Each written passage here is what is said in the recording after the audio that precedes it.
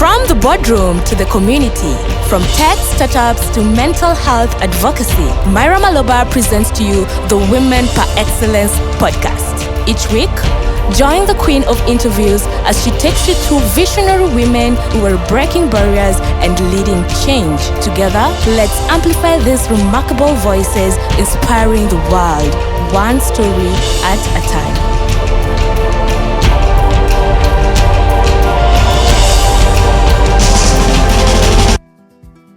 This is Myra Maloba with yet another episode of Women for Excellence, episode 6. Oh my gosh, I can't believe that we are still here. It's always a great time coming into the Niplug studios and coming to shoot this podcast. Big shout out to our partners, as I mentioned, Niplug, Dada Soko, as well as Icon Radio, where we are syndicating the episodes. Now, if you've not been catching up so far, you need to follow us at Women for Excellence platforms across the board.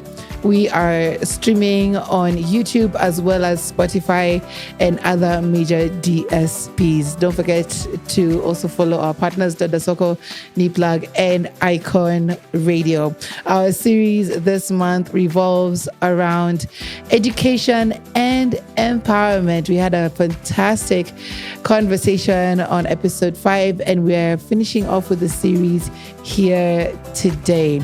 Now, Women for Excellence is about celebrating women in leadership in all shapes, forms, and capacities, whether they're leading in the offices, from politics to tech to the NGO space, or even at home. And today we have a phenomenal woman joining us, and she is called Kellen Nyawira Njeru. Thank you so much for joining us. Thank you for having me.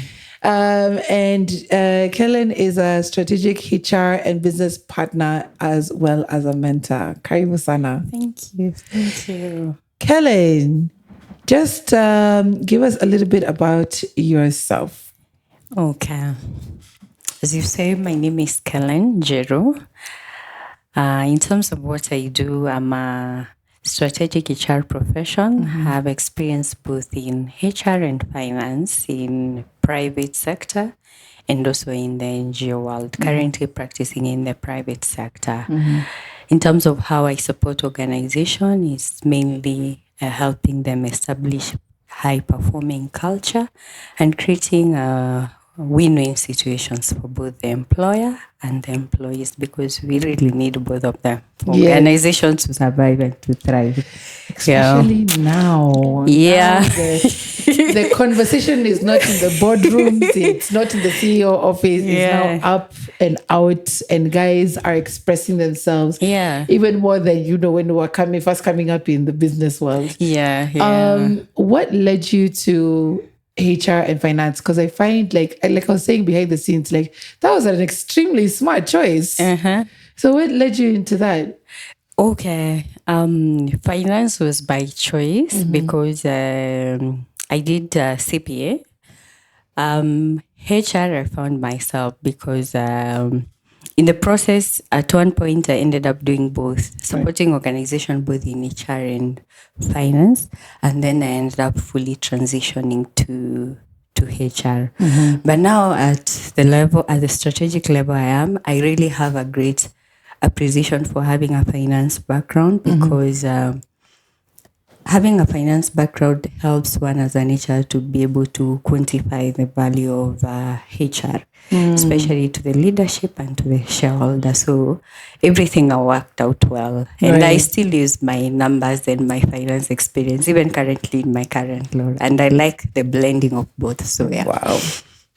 Your bosses must really rely on you, because literally you explain it down numerically to them, not only quantifiably, but also numerically, as in anyway, that one I need to ponder on it. It's the first time I met somebody doing both finance and HR, because I studied HR, and HR is so interesting in its capacity, because you're dealing directly with people. But not only their functions, but also the psychology of it. So before we delve into the work HR does, what does leadership mean to you? Leadership. I would say leadership means being able to have lead a control of yourself, and also in terms of being able to guide and influence others.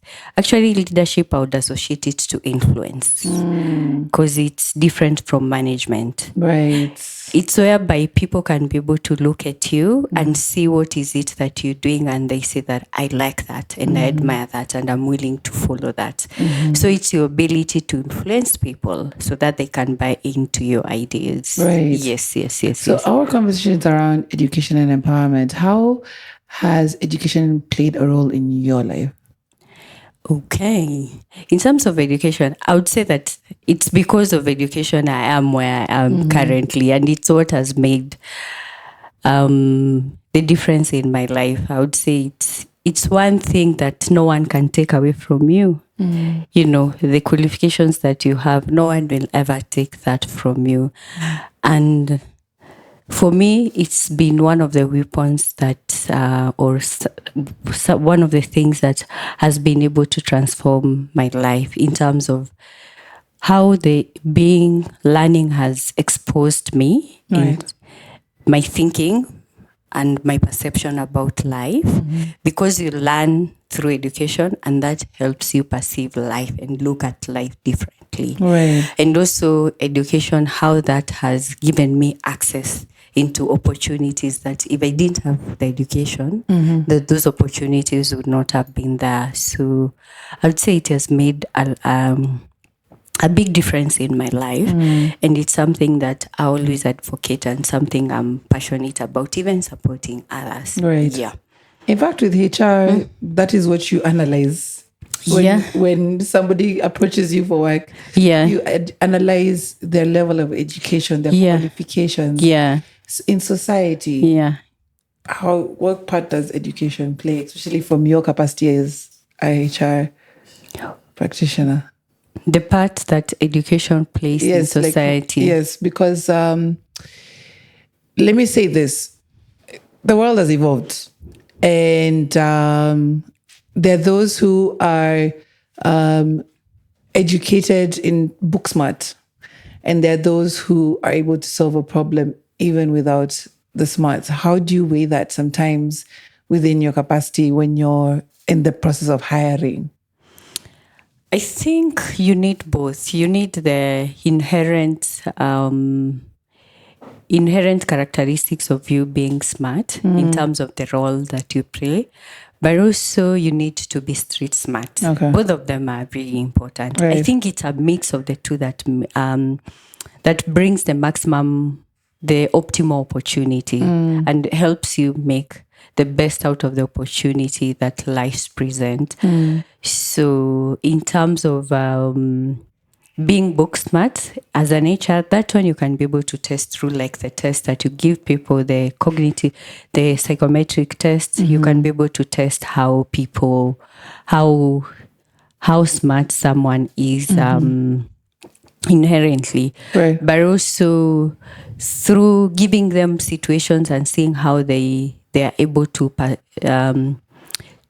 solve or fix the situation, especially in their roles when you're interviewing them. Then you can see how this person is street smart. But I think for you to thrive, you need both. Right. You need both. You need because with the street smartness is what will help you make the best out of you. Right. You being book smart. It also make easier determinations in terms of different scenarios that you face. Yes.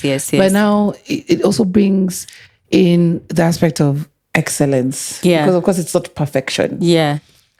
How then do you differentiate between achieving excellence and achieving the performance that is needed for the work that you're doing? Because sometimes human beings don't know how to, and especially for us who are like in the 844 system. Yeah. As it was coming, reading by the book, going by the book. Yeah. But then now things have evolved. How then do you differentiate between performance and trying to achieve that, or trying not to achieve that level of excellence and perfection? I think when it comes to excellence, it's making the best out of, for me, how I define excellence, it's making the best out of each and every opportunity. So even if you're reviewing someone's performance, the performance does not exist in a vacuum. The performance exists in certain circumstances. Right. Maybe if you had requested for certain targets to be achieved, but in the process you ended up losing a major client. That might affect the targets that will be achieved, but what did the person do? So excellence, I believe, is looking at each and every season and every circumstances that come, Right. and finding out what's making the best out of that, or what's the opportunity in that, and doing that. Right. And then, so when it comes to tying it with performance, you look at the performance in context of all the circumstances that were there. Of course, that doesn't mean when it comes to circumstances, to the circumstances, you take into account all the circumstances, but also balance the interests of both the employee and also the balance the interests of the employer. Right. Yeah, I think when it comes to perfection, it's where you want everything to work out as per the plan, and as per how ideally you envisioned it to be. But life does not exist in a vacuum. Many times we plan, but the reality is that things don't turn out as we had planned. Right. Yes. How do you communicate that to an employer? Like now you in HR, because sometimes again there's the disparity between what you know somebody is able to achieve and probably what they may have not achieved, and then now the employer now has the expectation. How do you bridge the gap between employer and employee? Yes. I think that begins at the point of recruitment, because it's not about what the person is able to achieve, but what is expected of the role. Yeah. So for this role, this is what we expect of you. So that is clear for both the employer, the employee, and if there are any differences, then it's upon HR to be able to bridge those gaps. However, sometimes during recruitment, I think that is where we miss out, whereby we don't recruit someone who matches up to the role or who is not a fit looking at the role, and then later we end up complaining. So I think fixing that would begin at recruitment, and then also when the employee comes in, now you set and you know that this one is able to achieve whatever is expected of this role, which is what the employer wants, and this is what has been communicated to the employee. Right. Then be able to work with the employee to be able to assess what is it they do well, what is it that you can be able to optimize for the benefit of both the employee in terms of them growing, and also for the benefit of the employer. Yeah, because when the employee is able to do a good job, it's for the benefit of the employer. So give them opportunities to be able to grow in this role. Right. And that way the employee will feel fulfilled because they will have learned and grown. And also for the benefit of the employer, because on the other hand, the employer, the company will have achieved its objectives. Right. Yeah. Over the last decade or so, there's been a beautiful transition in the workplace where we're seeing more women being present, taking up leadership positions. But then how do you prepare an organization to effectively make that shift? Because it might look good on paper sometimes, but then the provisions are not being made for that shift to happen. How then would you prepare an organization for that? I'm glad you've brought that point up, because especially in current society that we are in, which is mainly patriarchal, sometimes you find it takes a lot more effort for a woman to grow into leadership. And I'm glad that for some organizations, they have already started taking the steps in that. Yeah. But for the ones that have not yet to, I think some of the few things that organization can do is like creating women-centric policies that support things like work-life balance, because there are unique expectations that are expected of a woman, in the culture that we are in, that responsibilities that a woman has to perform, and at the same time they're expected to deliver at work. So policies encouraging work-life balance, to uplift and support women, so that we don't have, as women grow up the career ladder, they feel they have to choose maybe between career and their family, and they end up dropping out from the career to support their families. But an environment that can be able to balance both. Things like training on unconscious biasness that we have against women, that would help open people's minds. Sometimes people even have biasness and they even don't know whether it's a bias that they have, and it's unconscious biasness. It can be just tradition, even just ingrained this is in them. how we are. This is how we do things. This is what is expected of a woman. So such kind of things, and also mentorship, whereby women who have gone ahead and have been successful can encourage and support other women along the road, so that other women along the road, they can learn from them on what is it they have done, and so that they can be able to pick that. And also, when you learn, experience is the best teacher. If it's someone else's experience, and you can learn from someone else's experience through mentorship. Yes. In HR, basically, you hold the secrets of the company. Like, where the dirt is, where the skeletons have been buried, right? So, in these shifts, I'd love to hear, like, have you ever come across both the extreme negative and also the extreme positive when it comes to making that shift for women? Is there like any scenario you've come across? Let's start probably with the negative. An extreme negative in terms of organizations' acceptance into putting women into roles of even power. Have you ever come across that? Yeah. Ooh. Speak about it. Yeah. Oh my God. I hope they don't watch this podcast. It's okay. Maybe they will learn. But I remember this one,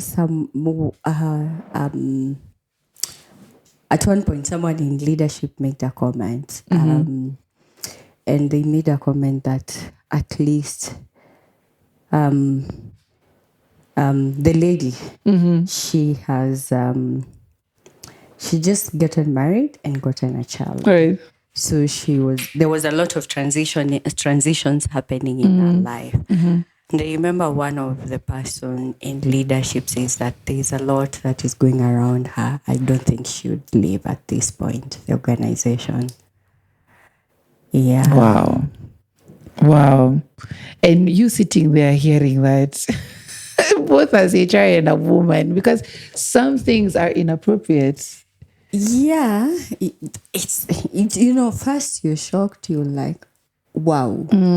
Because that could have been you. Right. Yeah. It's just that you happen to be in the room. Yes. But that could have been you, and they would have been talking that about you. Right.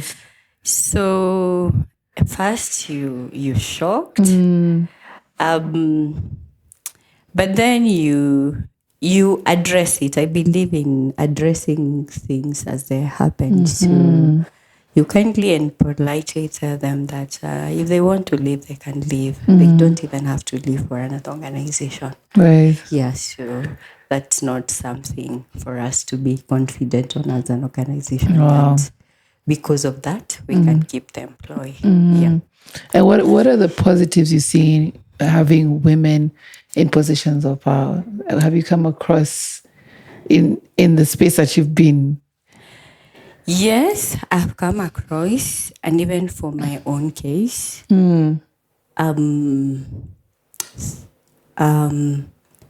I would speak of men who are able to talk on behalf of women even when they're not around, and sponsors. And I have those in my life who have been able to speak in rooms where I'm not, but they have been able to mention my name. And also those men who have had empathy, especially when women are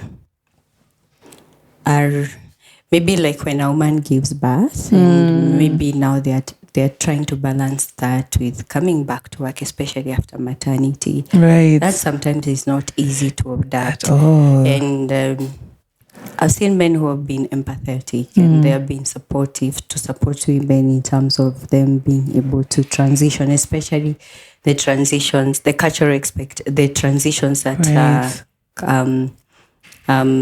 such as the one of them having kids. Yeah, and where men have been able to speak on behalf of women when they are not there or stand up for them. Right. Yes. Yeah. Especially because, there's so many disparities when it comes to gender in the workplace. Yeah. And it only doesn't come down to action, it also comes down to words. Yeah. And there are certain trigger words like, oh, mama. Yeah. Nini hapa. Yeah. Or, as in HR, do you get a lot of complaints like those? And then how do you tackle them? Like that, because nowadays trigger words do exist. Yeah. And now they're not just, they have a word to it. Now we know they're trigger words. Yeah. How do you deal with that? Because disparities can be a lot. I would say addressing them as they come. Sometimes you'd find maybe when sometimes how men express themselves in the boardrooms, you find that will be associated for them as being confident. But if a woman expresses themselves in the same way, they will be told they're angry, they're arrogant, they're a woman, which is not right. Right. So I believe in addressing them as they come. If you make such a comment, I'll later pick it up with you and I'm like, why did you say that? Right. Yeah. And how does a woman tackle against being stuck in a certain space in their professional life? Because sometimes, even with that, like you're in a constant toxic cycle. How do you overcome that feeling of being stuck and being helpless in a place where you think you shouldn't be in? I think first is to understand that you're solidly in control of your life. So if you're in a place of where you're being stuck, find out what's causing you to be stuck. Is it that in this organization you feel that you've done everything that needs to be done and there is no opportunity for you for growth, or there are opportunities but you're not being given? Right. Then take the right steps. If there are opportunities that are there and you're not being given, then ask for them, because sometimes for women you find for some opportunities we may have to ask for them and they will not be brought to us. And if that doesn't work, then where are these opportunities where I can grow? Where do they exist? Can I be able to look elsewhere? And what is it that I can be able to do? If it's maybe just the simple things of having my CV polished, knowing how to present myself to an interview, being able to network, because you find like in Kenya, a lot of job opportunities are filled through networking and they are not advertised. Right. So being able to do that practically and being patient with yourself for the things that you can't that are out of your control. Because sometimes I feel as women, we beat hard on ourselves. We do. Yes, we beat hard on ourselves, and it's for things that we don't have any control over, and there is nothing we can do about it. But whatever is within our control, let's do the best out of that to fix that and to position ourselves best to get out of this unstuck situation that we are. Because even I find talking to your peers sometimes really, I know it can be intimidating and some people look like they're thriving when you feel like you're not. Yeah.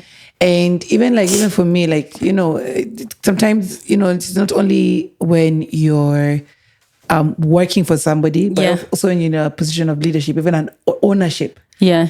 And sometimes for us women, we feel I have worked hard to get here, Yeah. and still I have to prove myself. The amount of times I've had those conversations with power women, Yeah.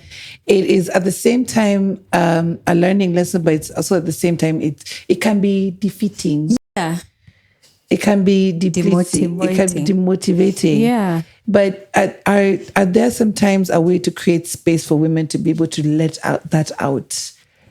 Yeah. So as we were to have a space to talk and let out that frustration. I think right now, of course, many organizations like the mentorship programs where women can be able to share what are the challenges that they are facing that are unique to women that they can be able to share. And even in terms of support groups, it's something that can be really helpful. But I agree with you. Sometimes it can be frustrating where you really have to prove yourself again and again. It helps to be self-aware that maybe sometimes I may have to prove myself again and again. But also in that also, I always believe as a woman, be confident in the value that you bring to the table. Right. And bring that confidently and be authentically yourself. Confidence. And don't ask for permission to be yourself. I mean, when God created you and looked at you, he said that you're looking wonderful. The creator of the universe. Right. So why someone else has to say something else different? So I think also bringing out the best of yourself and who you really are, and being uncomfortable with the fact that sometimes, because the society has taught us sometimes to shrink ourselves, be okay with the discomfort that comes with you coming out as authentically you, and especially at the beginning. Right. With time, you'll get used to it, and it will come. Of course, as you get used to it, you move in different spaces. And as you move in different spaces, that looks different. Right. When you move maybe from one level to another, it becomes different. And in this higher level that you are in, to bring out the best of yourself and to come out confidently also, it might begin with a bit of discomfort, but be okay with the discomfort. Right. And embrace every stage. 'Cause Yes. every stage is a lesson. Yeah. And empowers you as you go along. Yeah. Amazing stuff. We at the end of part 1, I can't believe 30 minutes has gone so fast. But at part 2, we are going to be looking at mentorship. You mentioned mentorship. Yeah. How exactly does mentorship work? And then also we'll be looking at how best to play with your well-being while being in the positions that you are in. Thank you. All right, guys, we'll see you in part 2.